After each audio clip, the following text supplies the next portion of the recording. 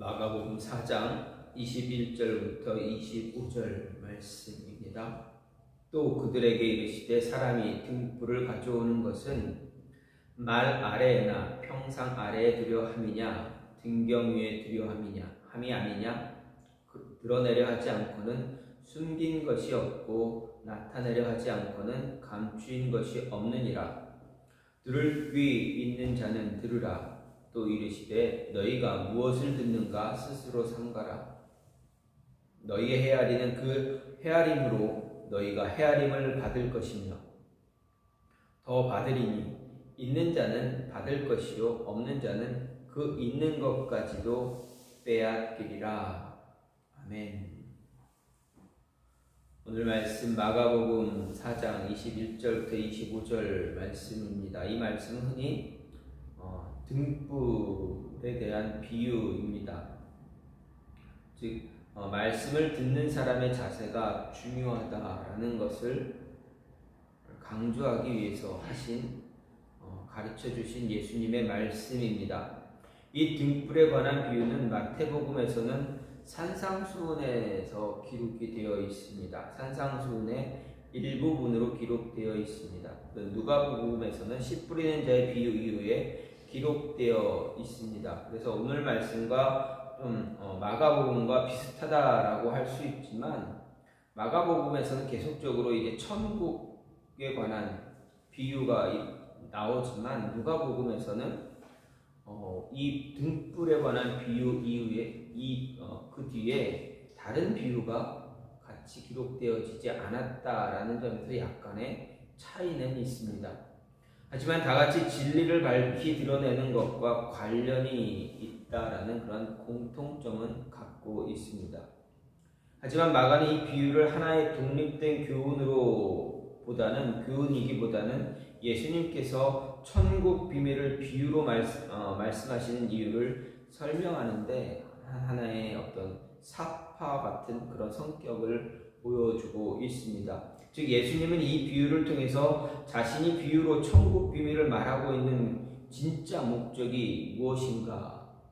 궁극적인 목적이 진리를 가려 알지 못하도록 하는 것이 아니라 진리, 즉 천국 복음을 더 잘 나타내기 위해서, 분명하게 드러내기 위해서 전하는 그런 말씀이다, 그런 가르침이다라는 것입니다.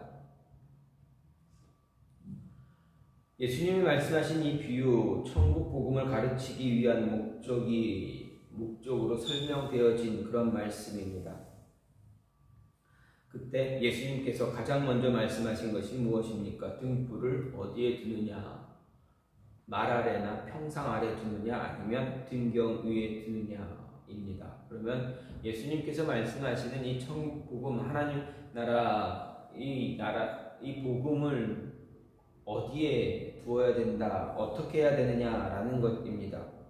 즉 등불은 등경 위에 두어서 더 많은 사람들이 알아야 된다, 보아야 된다, 볼 수 있게 해야 된다라고 하는 것입니다. 즉 복음을 모든 사람, 온 세상 사람들이, 주변에 있는 모든 사람들에게 복음을 비춰주어서 그들로 하여금 그 복음을 보고 복음을 듣고 하나님 앞으로, 예수님 앞으로, 하나님 나라로 들어갈 수 있도록 해야 한다는 것이 주된 유지입니다. 그러면 어떻게 해야 이 등불이 우리 주변에 있는 모든 곳을 비춰줄 수 있는가? 어떻게 해야 우리가 이 복음을, 이 등불을 등경 위에 둘 수 있는가? 복음을 통해 복음을 많은 사람들에게 비춰주기 위해서 우리가 어떠한 모습으로 어떠한 삶을 살아야 되는가라는 것입니다. 우리가 어떻게 준비되어져야 되는가를 이야기할 수가 있습니다. 먼저 예수님이 말씀하십니다. 듣는 훈련, 우리의 귀를 들을 수 있는 귀가 될 수 있는 그런 훈련을 해야 등불을 등경 위에 둘 수 있다. 온 세상, 우리 주변에 있는 모든 사람들에게 복음을 전할 수 있다라는 이야기입니다. 그래서 24절 말씀에 예수님이 말씀하십니다. 너희가 무엇을 듣는가 스스로 삼가라 라는 말씀을 하셨습니다. 마가는 복음의 등불을 높이 들어서 우리 주변의 모든 것을 환하게 비추기 위해서 우리에게 정말 필요한 것 언급하는 말하고 있는데 바로 듣는 훈련입니다. 24절 좀 전에 말씀드렸듯이 무엇을 듣는가 스스로 삼가라고 하는 마가의 말은 여기서 마가의 말에서 삼가라라는 말은 조심하라, 주의하라 라는 의미가 있는 동사입니다. 그리고 현재형으로 예수님께서 명령하고 있는 이야기입니다. 너희가 삼가했으면 좋겠다, 삼가하기를 바란다, 어떤 권면이나 어떤 부탁하는 것이 아니라 삼가라라고 명령하고 있습니다. 이런 명령형의 의미는 계속 이것을 행하라라는 이야기입니다. 따라서 마가는 예수님의 말씀이 우리가 하나님의 말씀을 들을 때마다 항상 주의하라라는 의미입니다. 즉 마가는 자신의 복음서를 읽게 되는 독자들에게, 저와 여러분에게 주의 말씀을 듣든지 성경을 읽을 때 그냥 건성건성 듣거나 받지 말라라고 주의하라라고 말하고 있는 것입니다. 어떤 태도로 말씀을 듣는가는 정말 중요합니다. 말씀을 들을 때 건성으로 듣는 이에게는 정상적인 그리스도의 삶을 기대하기 어렵습니다. 베레아 교회 성도들은 바울을 통해서 하나님 말씀을 들을 때 정말 간절한 마음을 가지고 그 마음으로 받았습니다. 그리고 그것이 과연 사실인가 해서 날마다 성경을 묵상했다, 상고했다 이야기합니다. 그 말씀이 진실인가, 진짜 하나님 말씀인가 계속 반복했다라는 이야기입니다. 이것이 은혜를 사모하고 하나님 나라를 소망하는 사람들의 온전한 바른 태도다라는 것이 바른 태도다라는 것을 바울이 이야기하고 있습니다. 성경을 읽을 때 소설이나 만화책을 보듯이 그저 재미로 혹은 대충 시간 때우기로 읽어서는 안 된다는 이야기입니다. 성령의 도움을 간구하고 성령의 조명을 받을 수 있도록 해달라고 간구하면서 읽고 묵상하는 것이 바로 하나님의 말씀이어야 합니다. 아무리 학문이 뛰어나고 여러 면에서 탁월한 사람이라도, 머리가 뛰어난 사람이라도 성령님의 도우심이 없으면, 성령의 조명이 없으면 하나님의 말씀, 우리가 성경을 아무리 많이 읽어도 그 말씀의 뜻을 헤아릴 수가 있습니까? 그렇지 않습니다. 여러분, 말씀을 읽을 때 그 말씀이 여러분의 삶에 은혜가 되고 있습니까? 여러분의 삶에 어떤 영향을 미치고 있습니까? 그렇다면 성령의 조명하심이 여러분 안에 있다라는 것입니다. 내가 성경을 읽는데 아무 감흥도 없고 그냥 습관처럼, 지금 말씀드리는 이 습관처럼은 좀 부정적인 의미겠죠. 말씀 읽는 것을 습관화한다라는 건 좀 긍정적인 의미겠지만, 습관처럼 그냥 읽던 모습, 그냥 읽어 나가는 것은 좀 좋지 않은 그런 부정적인 모습입니다. 그런 모습이 되어지면 말씀을 아무리 많이 읽어봐야, 아무리 자주 읽어봐야 은혜가 되겠습니까? 말씀이 무엇을 뜻하는지 깨달을 수 있습니까? 그렇지 않습니다. 정말 내가 이 말씀에 목숨 걸고 읽을 때 하나님께 간절한 하나님의 은혜가 있게 해달라고 간절한 마음을 가지고 읽어 나갈 때, 묵상할 때 하나님은 우리에게 영적인 은혜를 주십니다. 그 말씀을 묵상하는 그 순간순간 하나님께서 내가 생각하지 못했던 은혜, 깨달음들을 우리에게 허락하여 주셔서 영적으로 성장할 수 있도록 도와주신다라는 것입니다. 하지만 그렇게 하지 못하면 어떻게 됩니까? 우리는 영적으로 성장할 수가 있습니까? 그렇지 못합니다. 자칫 잘못하면 전혀 엉뚱한 방향으로 나아가게 됩니다. 말씀을 귀히 여기고 그것을 사모해서 연구하기 힘쓰는 사람이 영적으로 성숙하게 된다는 것 우리는 잊지 말아야 합니다. 이렇게 말씀을 잘 듣기 위해서 우리에게 필요한 것 바로 듣는 훈련입니다. 듣는 훈련이 되어 있지 않은 사람은 아무리 좋은 말씀이라도, 아무리 좋은 강의라도, 세상적인 강의라도 듣는 훈련 되지 않아 있으면 어떻게 합니까? 아무리 좋은 것 들어도 그 그것을 내 것으로 만들 수가 없습니다. 그저 그냥 귀에 그냥 들려지는 것입니다. 내가 듣고 내 것으로 만드는 것이 아니라 그냥 우리가 흔히 흘려 듣는다라는 얘기도 하죠. 그렇게 듣게 됩니다. 그냥 들려지는 것입니다. 그러면 어떻게 됩니까? 우리가 발전할 수 있습니까? 성장할 수가 있습니까? 전혀 그렇지 못합니다. 잘 훈련되어져야 그 말씀을 잘 들을 수가 있습니다. 무엇을 의미하는지, 그 의미가 무엇인지, 이것이 지금 나에게 말하는 것이 무엇인지, 나에게 어떤 깨달음, 가르침을 주고 있는지 알 수가 있습니다. 듣는 훈련 잘 되어야 알 수가 있습니다. 그러면 그 듣는 훈련, 우리가 훈련하려면 그 잘 훈련도 받아야 합니다. 그 훈련은 어떻게 해야 됩니까? 듣기를 쉬지 않아야 됩니다.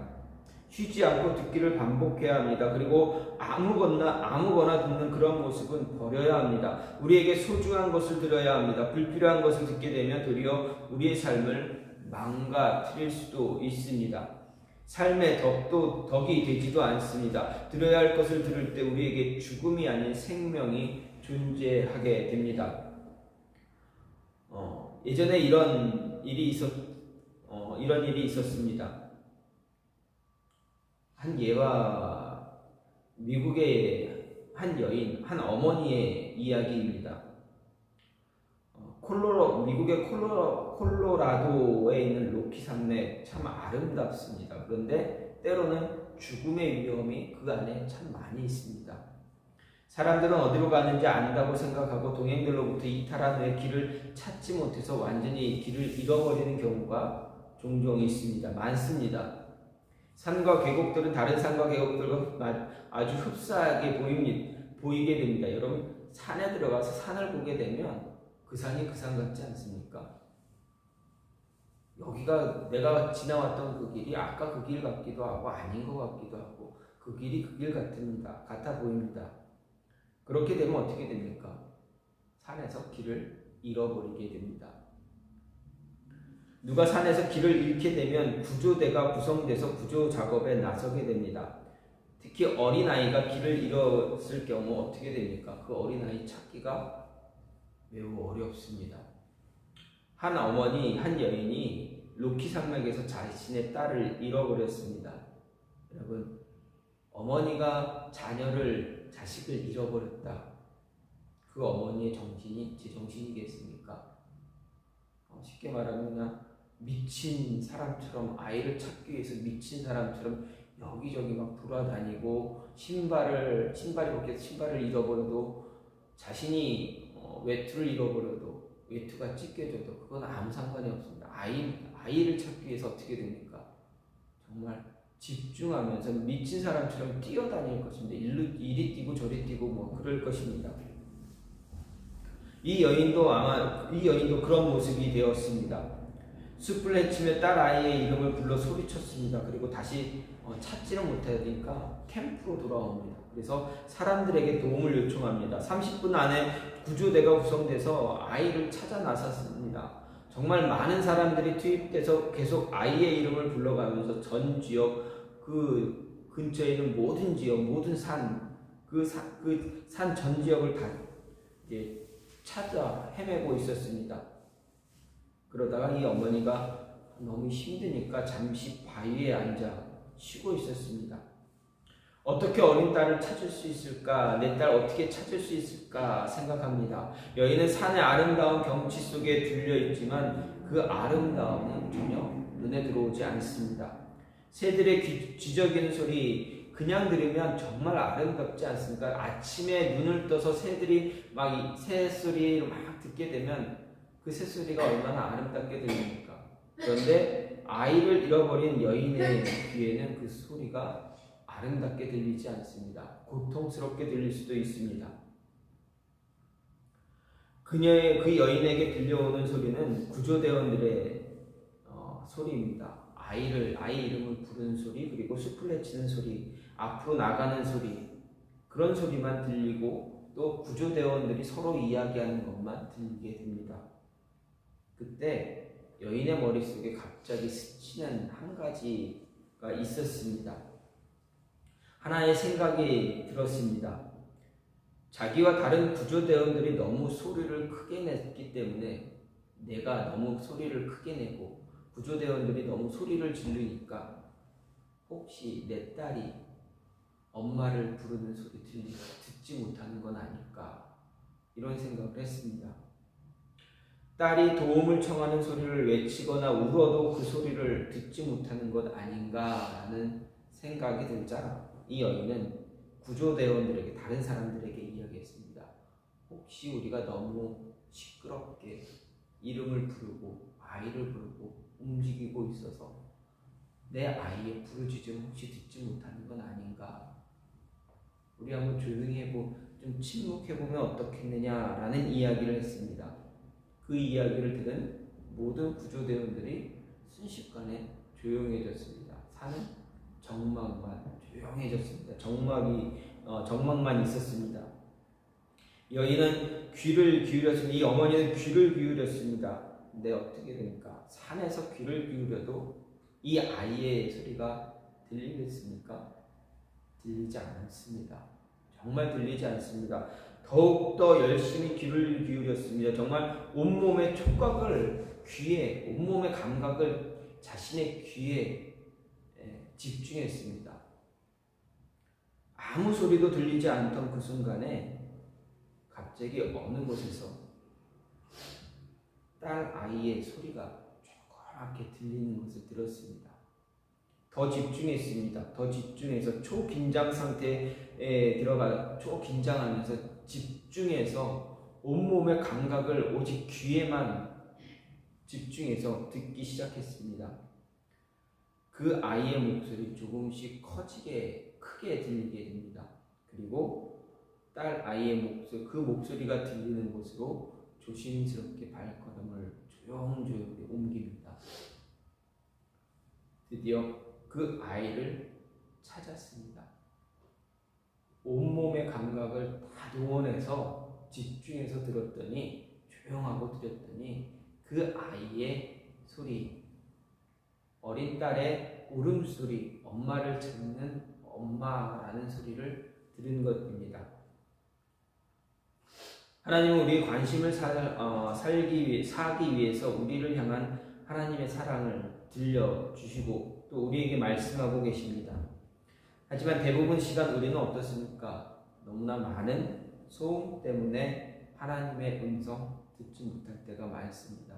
아니, 우리도 이 어머니처럼 온몸의 감각을 귀로 집중해서 하나님의 음성을 들어야 되는데, 너무 많은 일 때문에, 우리의 삶 때문에, 또 지나가는 많은 소리들 때문에 하나님의 음성을 듣지 못할 때가 많습니다.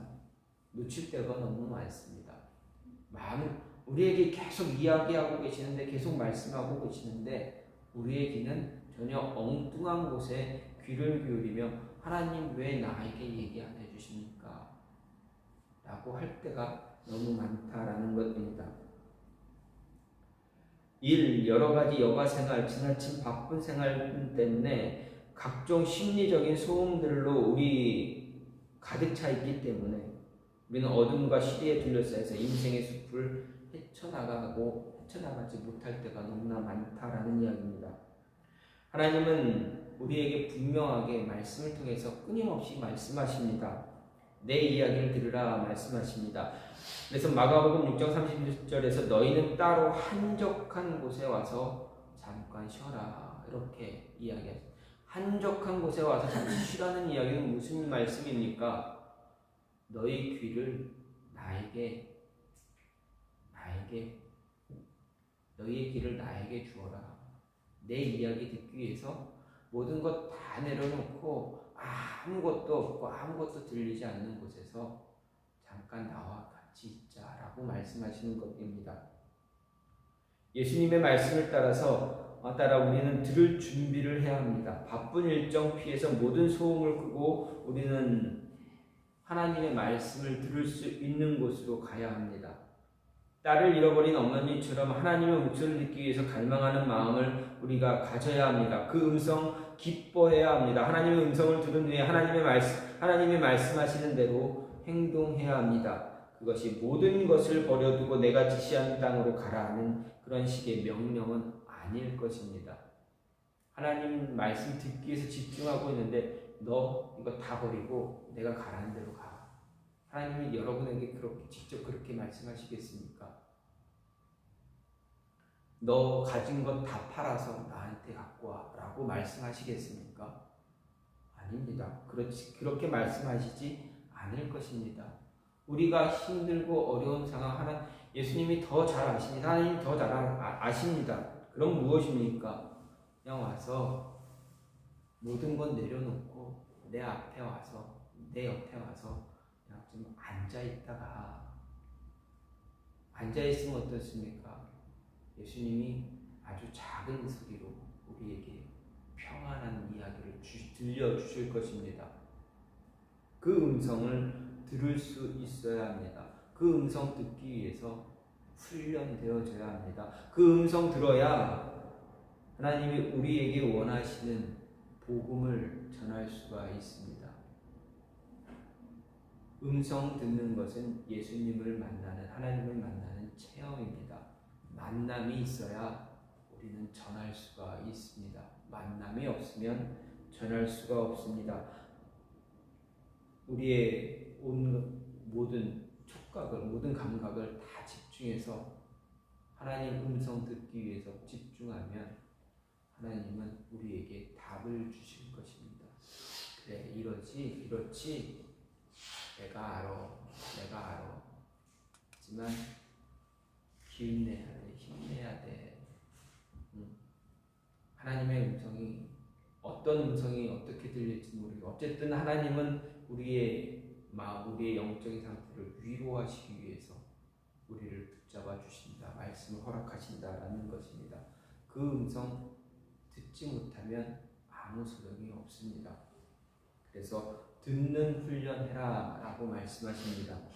또 오늘 말씀 보면서 우리가 복음을 등불을 더 등경 위에 들 수 있는 방법은 무엇인가 보게 되면 받는 것에 너희가 받기를 주목하지 말고 주는 것에 주목해야 한다. 더 받으려고만 하는 것이 아니라 주려고 해야 된다. 더 많이 주어야 된다라고 말씀하고 있습니다. 24절 말씀에 하반기 말씀 보면 너희는 헤아리는 그 헤아림으로 너희가 헤아림을 받을 것이며 더 받으리니 이렇게 말씀하고 있습니다. 예수님은 너희가 헤아리는 대로 헤아림을 받을 것이다 말하고 있는데 여기서 헤아리다라는 말은 우리말로 생각으로 가늠하여 따지고 살피다 또는 수를 세다라는 의미로 보이지 않는 가운데 우리가 평가받고 있다는 그런 부정적인 뉘앙스로 들릴 수 있습니다. 하지만 이 헤아리다라는 말은 헬라어 원형 메트레오라는 말은 이 단어는 본문에서 객관적인 측정의 의미지 부정적인 평가가 아니다라는 이야기입니다. 더욱이 오늘 말씀에서 나오는 이 문맥을 잘 보면 더 받으리다, 더 받는다라는 말이 있습니다. 더 좋은 것을 부가적으로도 많이 채울 것이다 라는 의미입니다. 따라서 여기서 우리는 이 말씀을 긍정적인 맥락에서 이해해야만 합니다. 즉 본문에서 예수님 자신을 비판적으로 평가했던 서기관들, 바리새인들 또 예수님이 전한 비유의 말씀을 듣고 아무것도 몰라서 별것 아닌 것으로 생각해서 평가해서 떠나버린 많은 무리들, 그들을 염두에 두고 그들 역시 동일하게 낮은 평가를 받을 것이다 라고 하는 그런 부정적인 이야기가 아닙니다. 그들에게 하는 이야기가 아닙니다. 오히려 예수님이 말씀하신 이 말씀의 이야기의 초점은 누구에게 주어지고 있습니까? 지금 듣고 있는 자들입니다. 말씀을 듣는 자들입니다. 누구입니까? 제자들입니다. 예수님을 따라다니는 제자들입니다. 저와 여러분들입니다. 지금 자신 앞에 있는 제자들이 자신이 들려주는 이 비유의 말씀을 영적인 통찰력 가지고 바르게 이해하고 듣는다면 그만큼 예수님께서도 제자들에게 깊은 은혜를 계속 주실 것이다 라는 이야기입니다. 결국 예수님 말씀은 믿음 가지고 자신을 충성스럽게 따르는 자들에게 나도 너희를 선하게 판단하고 그에 대한 상을 줄 것이다. 아니 더 큰 상을 줄 것이다 라는 말씀입니다. 이런 뉘앙스를 잘 살린 번역본들을 보게 되면 공동 번역에는 이렇게 이 부분을 이렇게 번역했습니다. 너희가 남에게 달아주면 달아주는 만큼 받을 뿐만 아니라 덤까지 얻어받을 것이다. 그러니까 너희가 주는 만큼 받을 것이다. 아니 더 많이 받을 거야 라고 말씀하십니다. 또 다른 번역본에서는 이렇게 이야기합니다. 너희가 듣는 것을 마음에 새겨라. 너희가 다른 사람에게 주는 만큼 너희가 받을 것이며 그 외에도 더 주실 것이다. 그러니까 너희가 주는 만큼 받을 것이고 더 많이 받을 거야 라는 이야기입니다. 이 두 번역본을 볼 때 우리는 예수님의 말씀을 잘 이해할 수가 있습니다. 즉 우리가 예수님의 말씀을 듣고 그 들은 만큼 복음을 전해줄 때 은혜가 우리에게 임하게 될 것입니다. 그런데 그 은혜는 우리가 주는 만큼 받는 게 아니라 더 많이, 우리가 베푼 것보다 더 많이 주신다라는 이야기입니다. 이런 이야기가 있습니다. 빵집 주인이 있습니다. 정육점 주인이 있습니다. 빵집 주인과 정육점 주인의 이야기입니다. 두 사람은 이제 서로 돈을 주고받지 않고 물건을 직접 주고받기로 했습니다. 빵집 주인은 밀가루를 주고 정육점 주인은 고기를 주기로 했습니다. 돈 거래가 아니라 물물 교환하기로 했습니다. 그런데 어느 날 정육점 주인이 화가 나서 이 빵집 주인에게 와서 막 화를 냅니다. 이유가 무엇이냐 보면 빵집 주인이 밀가루를 항상 자기가 주는 고기보다 1파운드, 450g 정도를 적게 주고 있었다라는 이야기입니다.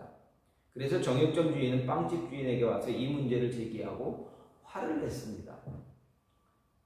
그러자 빵집 주인이 이야기합니다. 나는 눈금 저울이 없습니다. 나는 눈금 저울이 없어서 이것을 저울에 눈금을 재서 이렇게 당신에게 줄 수가 없습니다. 대신에 내가 가지고 있는 저울은 이 접시 저울입니다. 접시 저울이 무엇인지 아닙니까? 여기다 무게를 놓고 여기다 채워서 이렇게 어떻게 보면 천칭 저울이라고 하죠.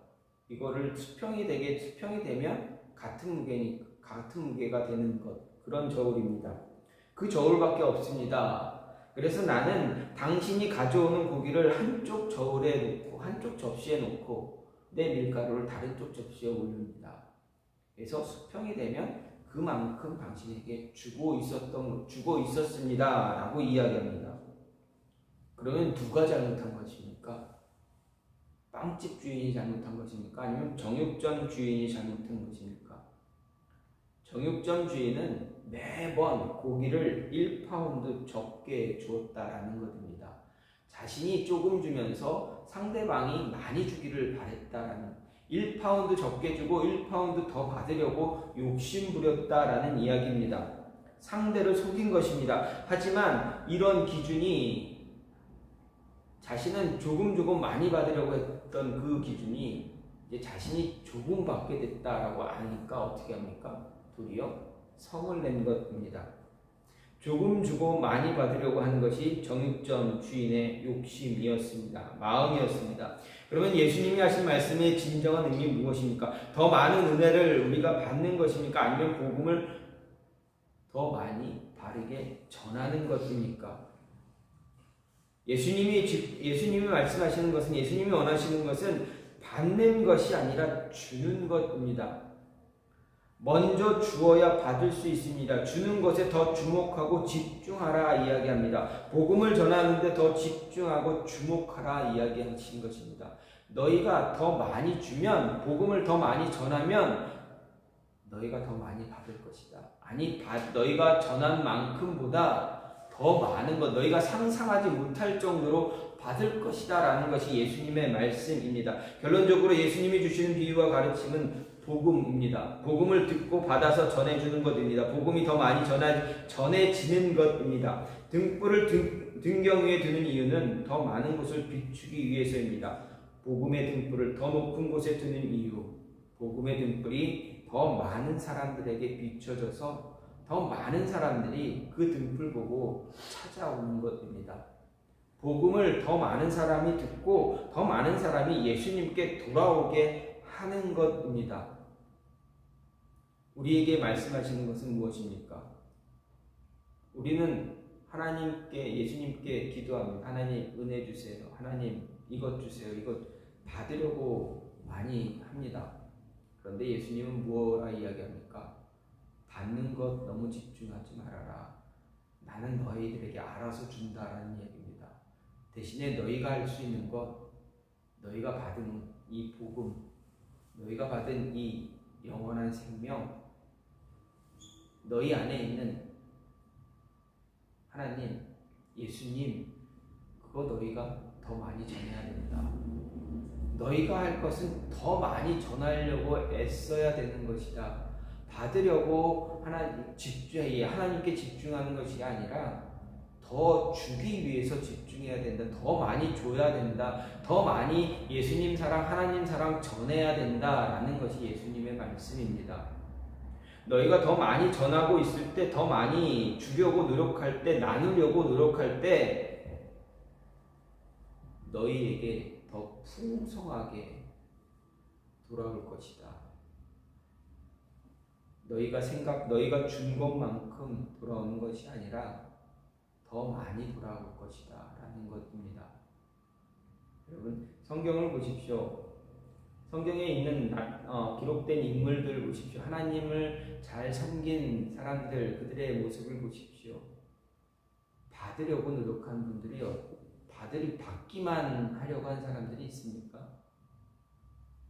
그렇지 않습니다. 받기보다 주려고 노력하는 사람들이 더 많다라는 것입니다. 주려고 했더니 영원한 생명 주려고 이렇게 했던 사람들, 그런 사람들은 어떻습니까? 하나님이 그들에게 더 많은 것을 부어주셨다라는 것입니다.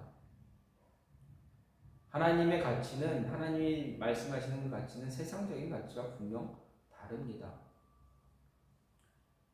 저희도 그렇습니다. 한동안 많은 시간 동안 저희가 저나 제 아내가 이곳에 한국이라는 나라에 없었습니다. 외국에 있었습니다. 그때 외국에서 살다가 보면 먹고 사는 게 가장 힘듭니다. 누군가가 계속 도와주지 않으면 정말 외국에서 타지에서 사는 것이 어렵습니다. 근데 저희는 아무것도 없었습니다. 계속 지원받는 것도 없다 보니 어떻게 해야 됩니까? 그냥 그곳에서 먹고 살 수 있도록 저희가 해야 됩니다. 그러니까 돈을 벌고 나가서 언어도 잘 안 통하는 상황에서 그렇게 살았습니다. 그렇게 벌고 먹고 지냈습니다. 근데 어느 날 갑자기 제 아내가 그럽니다. 우리가 많이 벌지는 못하지만 내가 거기서 주급으로 받았으니까 매주 받는 그 물질에서 내가 얼마를 떼어서 그거를 모아서 힘들고 어려운 사람들 주겠다 이야기합니다. 제 목사로서 나도 우리도 먹고 살기 힘든데 이렇게 이야기할 수 있는 입장이 되겠습니까? 목사라는 체면 때문에 아내한테 그 말도 못했습니다. 왜냐면 그때는 이제 하루 먹고 하루 살아야 되기 때문에, 오늘 번 거 가지고 내일을 살아야 되기 때문에, 그렇게 살았기 때문에 그런 말을 하고는 싶었지만 어떻게 합니까? 목사이기 때문에 아내에게 원하는 대로 그렇게 하고 싶으면 그렇게 해야지 하자 그랬습니다. 제 아내는 쥐뿔도 없으면서 주는 거는 정말 잘합니다. 남한테 주는 건 정말 잘합니다. 누가 좀 어렵다 그러면 막 퍼줍니다. 그런 게 제 아내의 가장 큰 특징입니다. 좋다고 할 수도 있고 나쁘다고 할 수도 있습니다. 근데 어떻게 보면 좋은 모습입니다. 하나님이 원하는 모습입니다. 예수님이 원하는 건 무엇입니까? 받기를 원하지 말고 주라고 오늘 말씀도 주라고 말씀하십니다. 그렇게 했더니, 그런 모습을 가졌더니, 정말 상상하지 못했던 은혜들을 그곳에서 받고 살았습니다. 그리고 얼마 전에, 몇 달 전에 예수님 믿지 않는 분이 이런 이야기를 합니다. 같이 식사 자리에서 저희한테 물어봅니다. 그분은 제 딸 아이의 부모님입니다. 네. 어떻게 딸 아이 친구의 아버지가 저랑 우연히 동갑입니다. 그러니까 굉장히 늦게 난 늦둥이를 가진 부모님입니다. 그분이 저한테 묻습니다. 어떻게 그렇게 초월할 수가 있냐고. 가진 것도 없는데 있는 것도 없으면서 어떻게 그렇게 평안한 태평한 모습 가질 수 있냐, 어떻게 그렇게 살 수 있냐 이야기합니다. 묻습니다. 제가 이야기했습니다. 아무것도 없고 내가 할 수 있는 게 아무것도 없을 때 그때는 그냥 쉽게 얘기했습니다. 통장 잔고에 빵 아니면 5만 원 딱 찍혀봐야 그때 그래야 봐야 이런 삶을 누리는 것이 정말 은혜다라는 것을 알 것이다 라는 이야기를 그냥 대충 넘기면서 이야기했습니다. 그런데 정작 중요한 것은 내가 갖고 있는 것보다 베푸는 것, 가진 것보다 더 많이 베풀게 됩니다. 없게 되면 베풀게 됩니다.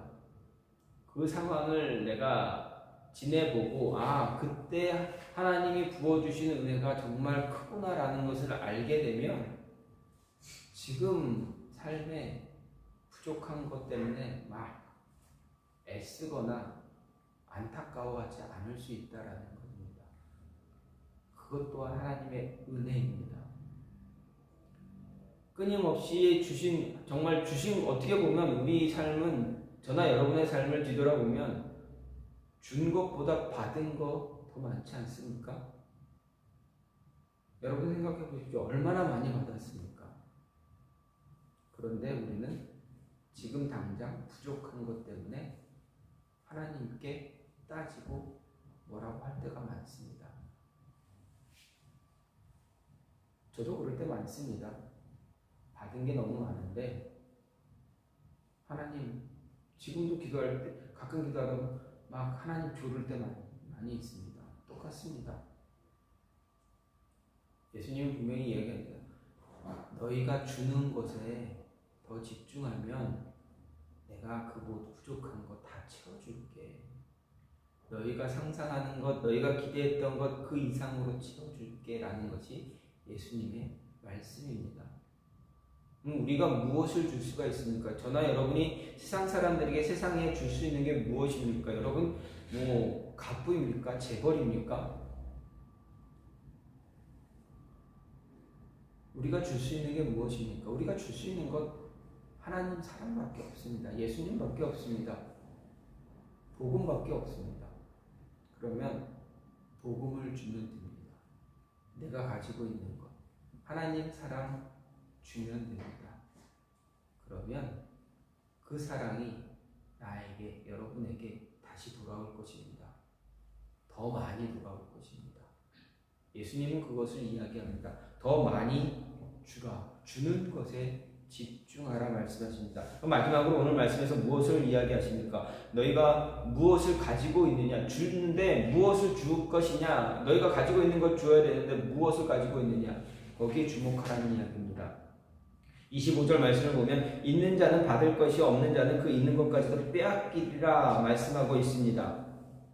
여기서 예수님이 강조하는 것은 무엇인가를 잘 알아야 합니다. 예수님이 강조하는 것은 있는 것과 없는 것입니다. 그런데 무엇이 있고 무엇이 없느냐를 잘 알아야 합니다. 이 구절과 병행 구절, 마태복음에서 마태는 있는 자에게 더 강조하는 것을 볼 수 있습니다.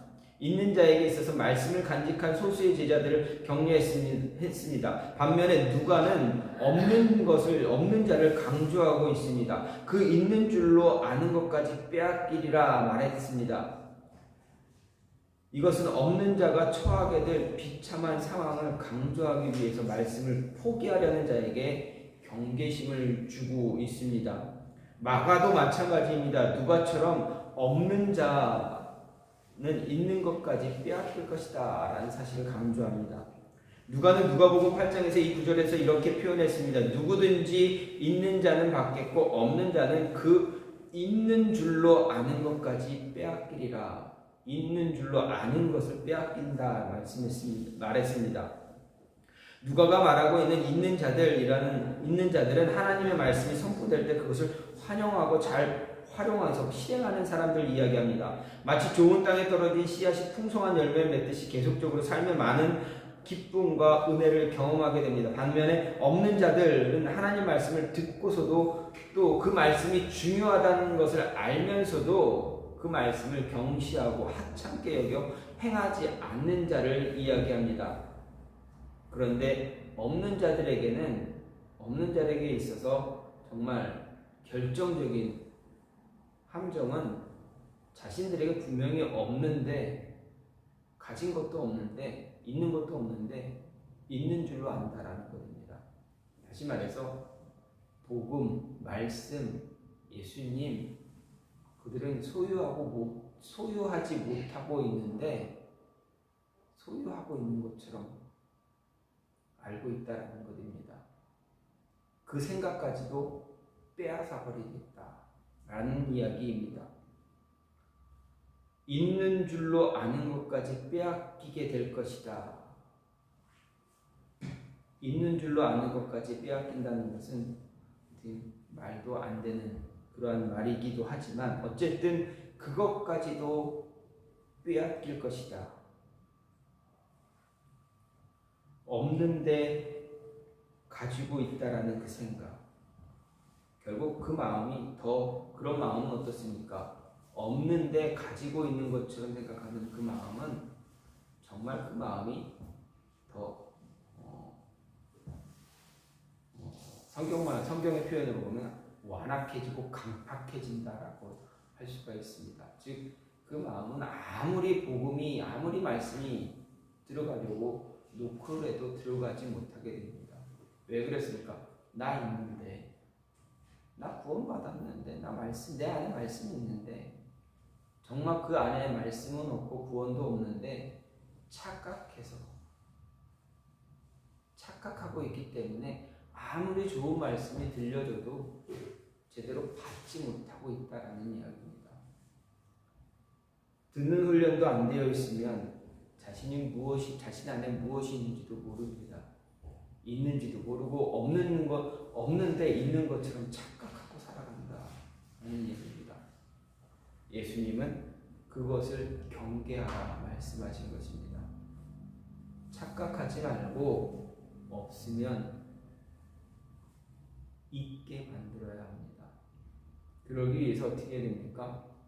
끊임없이 들어야 합니다. 듣는 훈련해야 됩니다. 그리고 나누어야 합니다. 주어야 합니다. 들은 것 주어야 합니다. 베풀어야 됩니다. 그래야 풍성해집니다. 우리 이런 이야기, 이런 찬양이 있지 않습니까? 사랑은 주는 것, 사랑은 나눠주는 것, 베푸는 것. 그런 찬양이 있지 않습니까? 그래야 더 커지고 더 커지고 더 커집니다.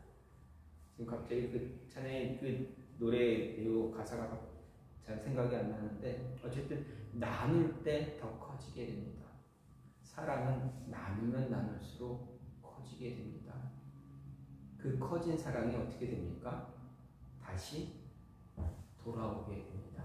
여러분에게 돌아가게 될 것입니다. 오늘 예수님이 분명히 말씀하십니다. 등불은 등경 위에 두어야 한다라고 말씀하셨습니다.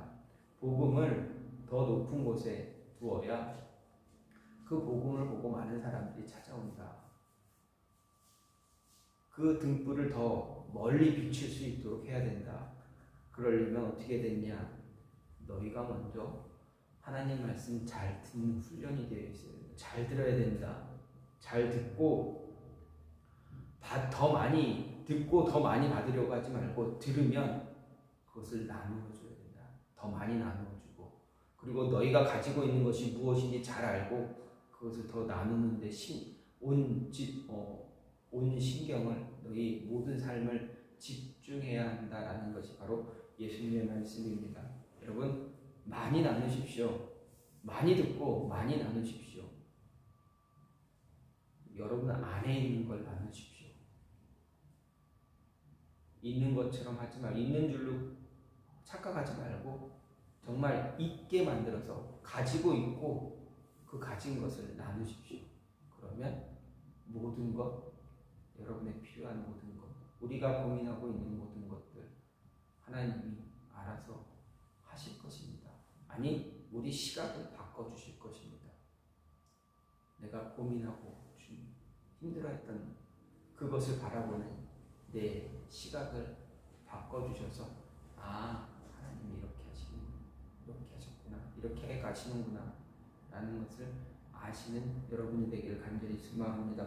지금 같이 기도하기를 원하는데 하나님